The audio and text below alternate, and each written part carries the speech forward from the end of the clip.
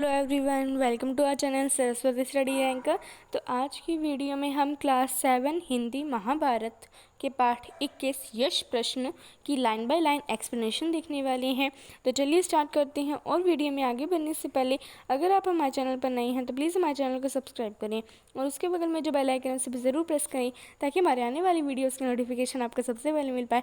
और अगर आपको इस वीडियो से कुछ भी सीखने को मिलता है तो प्लीज़ इस वीडियो को लाइक करें और अपने फ्रेंड्स और फैमिली के साथ इसे ज़रूर शेयर करिए। कोई भी डाउट होते तो आप मुझे कमेंट सेक्शन में पूछ सकती हैं। तो चलिए स्टार्ट करते हैं इसकी line by line explanation. Yudhishthir उसी विषैले तालाब के पास जा पहुंचे जिसका जल पीकर उनके चारों भाई मृत से पड़े हुए थे। यह देखकर युधिष्ठिर चौंक पड़े। असहाय शोक के कारण उनकी आंखों से आंसू बह चले। कुछ देर यों विलाप करने के बाद युधिष्ठिर ने जरा ध्यान से भाइयों के शरीरों को देखा और अपने आप से कहने लगे, यह तो कोई माया जाल सा लगता है।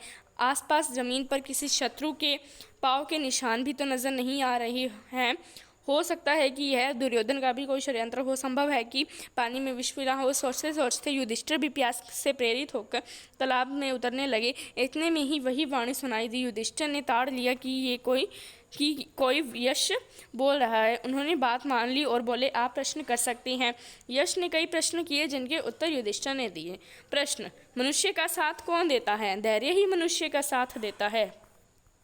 अगला प्रश्न उन्होंने पूछा, कौन सा शास्त्र विद्या है जिसका अध्ययन करके मनुष्य बुद्धिमान बनता है? कोई भी शास्त्र ऐसा नहीं है। महान लोगों की संगति से ही मनुष्य बुद्धिमान बनता है। भूमि से भारी चीज क्या है? संतान को कोख में धारण करने वाली माता भूमि से भी भारी होती है। आकाश से भी ऊंचा कौन है? पिता। हवा से भी तेज चलने वाला कौन है? मन। घास से भी तुच्छ कौन सी चीज होती है? चिंता। विदेश जाने वाले का साथी कौन होता है? विद्या। घर में ही रहने वाले का साथी कौन होता है? पत्नी। मरणासन वृद्ध का मित्र कौन होता है? दान, क्योंकि वही मृत्यु के बाद अकेले चलने वाले जीव के साथ साथ चलता है। बर्तनों में सबसे बड़ा कौन सा है? भूमि ही सबसे बड़ा बर्तन है जिसमें सब कुछ समा सकता है। सुख क्या है? सुख वह चीज है जो शील और सच्चरित्र पर स्थित है।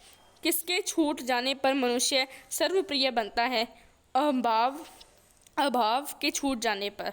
किस चीज के खो जाने से दुख नहीं होता है? क्रोध के खो जाने से।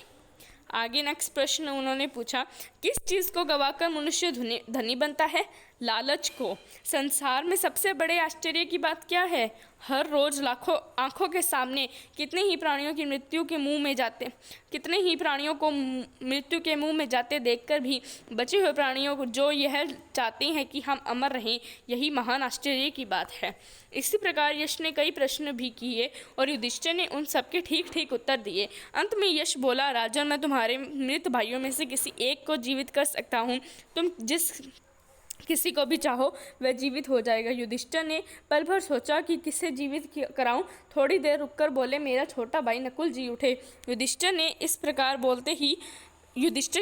बोलते ही यश ने सामने प्रकट होकर पूछा, युधिष्ठिर, 10,000 हाथियों के बल वाले भीमसेन को छोड़कर तुमने नकुल को जीवित करवाना क्यों ठीक समझा? युधिष्ठिर ने कहा, यशराज, मैंने जो नकुल को जीवित करवाना चाहा वह सिर्फ इसी कारण कि मेरे पिता की 2 पत्नियों से मैं माता कुंती का बचा हुआ एक पुत्र तो मैं हूँ। मैं चाहता हूँ कि माता माद्री का भी एक पुत्र जीवित हो उठे जिससे हिसाब बराबर हो जाए। अतः आप कृपा करके नकुल को जीवित कर दे। पशपात्र से रहित मेरे प्यारे पुत्र तुम्हारे चारों ही भाई जी उठे। यश ने वर दिया।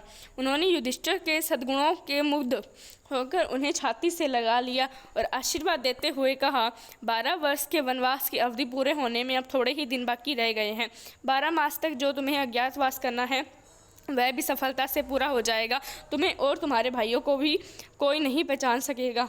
तुम अपनी प्रतिज्ञा सफलता के साथ पूरी करोगे। इतना कहकर धर्मराज अंतर्धान हो गए। तो अंतर्धान यानी कि गायब हो गए। और इसमें विषैले तालाब के बारे में बताया था, तो वो उसका मतलब होता है जहरीले तालाब के बारे में। ठीक है, तो धर्मराज ही थे। जो यश है वो एक्चुअल में कौन था? यश है वो एक्चुअल में धर्मराज ही थे, धर्मदेव ही थे। वनवास की कठिनाइयाँ पांडवों ने धीरज के साथ झेली। अर्जुन इंद्रदेव से दिव्य अस्त्र प्राप्त करके वापस आ गया। भीमसेन ने भी सुगंधित फूलों वाले सरोवर के पास हनुमान जी से भेंट कर ली थी और उनका आलिंगन प्राप्त करके 10 गुना अधिक शक्तिशाली हो गया था। मायावी सरोवर के पास युधिष्ठिर ने स्वयं धर्मदेव के दर्शन किए और उनसे गले मिलने का सौभाग्य प्राप्त कर लिया था। वनवास की अवधि पूरे होने पर युधिष्ठिर ने ब्राह्मणों की अनुमति लेकर उन्हें और अपने परिवार के अन्य लोगों से कहा कि वे नगर को लौट जाएं। युधिष्ठिर की बात मानकर सब लोग नगर लौट आए और यह खबर उड़ गई कि पांडव हम लोगों को आधी रात में सोया हुआ छोड़कर न जाने कहाँ चले गए। यह सुनकर लोगों को बड़ा दुख हुआ। इधर पांडव वन में एकांत स्थान में बैठकर आगे के कार्यक्रम पर सोच विचार करने लगे। युधिष्ठिर ने अर्जुन से पूछा, अर्जुन बताओ कि यह 13वां वर्ष किस देश में और किस तरह बिताया जाए। अर्जुन ने जवाब दिया, महाराज इसमें संदेह नहीं है कि 12 महीने बड़ी सुगमता के साथ इस प्रकार बिता सकेंगे कि जिसमें किसी को भी हमारा असली परिचय प्राप्त न हो सके। अच्छा यही होगा कि हम सब एक साथ ही रहें। कौरवों के देश के आसपास पंचाल, मत्स्य, विदेह, बालिहिक, दशाण, सुरसेन, मगध आदि कितने ही देश हैं। इनमें से आप जिसे पसंद करें वही जाकर रह जाएंगे। यदि मुझसे पूछा जाए तो मैं कहूँगा कि मत्स्य देश में जाकर रहना ठीक होगा। इस देश में अधीश राजा विराट है। विराट नगर बहुत ही सुंदर और समृद्ध है। मेरी तो ऐसी ही राय है। आगे आप जो उचित समझे। युधिष्ठिर ने कहा, मत्स्याधिपति राजा विराट बड़े शांति संपन्न है। दुर्योधन की बातें में भी वह आने वाले नहीं है, अतः राजा विराट के यहाँ छिपकर रहा जाए। तो कहाँ रहने वाले हैं? वो 12 वर्ष पूरे होने के बाद 13वां वर्ष मत्स्य में बिताने वाले हैं। आगे देखते हैं। मैं इसको आपको बता देती हूँ कि इस चैप्टर में आपको क्या बताया है। तो क्या हुआ, जैसे ही वो पहुंचे युधिष्ठिर, उन्होंने देखा वो जहरीले तालाब के पास पहुंचे। उन्होंने देखा कि उनके सारे भाई हैं वो मरे हुए हैं।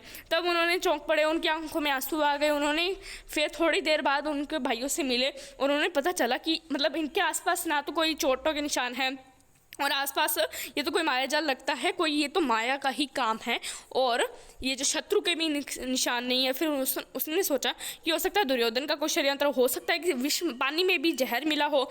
सोचते सोचते युधिष्ठिर भी प्यास के कारण तालाब में पानी पीने उतर गए। फिर क्या हुआ, वही वाणी सुनाई दी और युधिष्ठिर को पता चल गया कि ये तो कोई यश ही है। फिर उन्होंने कहा, यश कि तो आप जो प्रश्न पूछना चाहते हैं आप वो पूछ सकते हैं। फिर उन्होंने ये सब आपसे प्रश्न पूछे।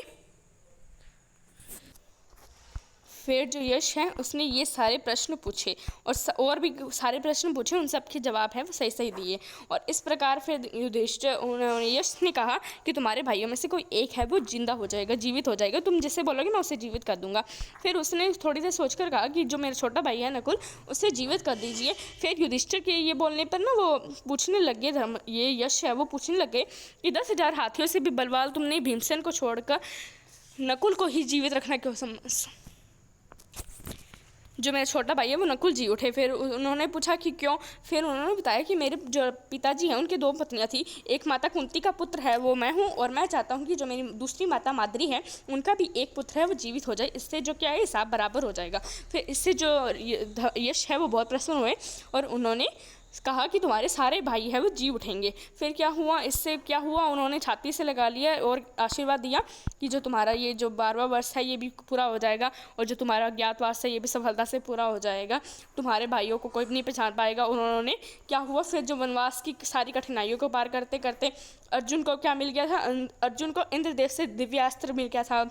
भीमसेन भी 10 गुना ज़्यादा शक्तिशाली हो गया था और युधिष्ठिर को भी स्वयं धर्मदेव से मिलने का दर्शन हो गए थे, उन्हें भी गले मिलने का अवसर मिल गया था। फिर क्या हुआ, युधिष्ठिर ने ब्राह्मण और जो भी लोग उनके साथ रहते थे उनको नगर वापस भेज दिया और नगरों में ये बात फैल गई कि जो युधिष्ठिर है, जो पांडव है, वो हमें सोते हुए रात को छोड़कर कहीं चले गए। उससे फिर क्या हुआ, फिर पांडव ने पूछा, उन्होंने सोचा, अर्जुन से पूछा युधिष्ठिर ने कि तुम बताओ कि अब 13वां वर्ष है वो किस देश में बिताया जाए। फिर अर्जुन ने जवाब दिया कि बहुत सारे देश हैं, आप मतलब जो बताओगे वही हो जाएगा। आप पंचाल, मत्स्य, ऐसे बहुत सारे एग्जाम्पल दिए। फिर अर्जुन ने कहा अगर आप मेरी समझे तो मैं तो कहूँगा कि मत्स्य देश में रहना सही होगा। वो बहुत ज़्यादा समृद्ध राज्य है और बहुत सारा बढ़िया राज्य है। उनका जो राजा है वो विराट है और ये सही होगा। फिर युधिष्ठिर ने भी डिसाइड कर लिया, पांडवों ने डिसाइड कर लिया कि जो हमारा 13वां वर्ष है वो राजा विराट के यहाँ मत्स्य देश में ही बिताया जाएगा। ओके, तो ये था आपका जो पार्ट 21। अगले वीडियो में मैं मिलती हूँ आपसे इसके नेक्स्ट चैप्टर के साथ। तब तक के लिए bye guys, lots of love.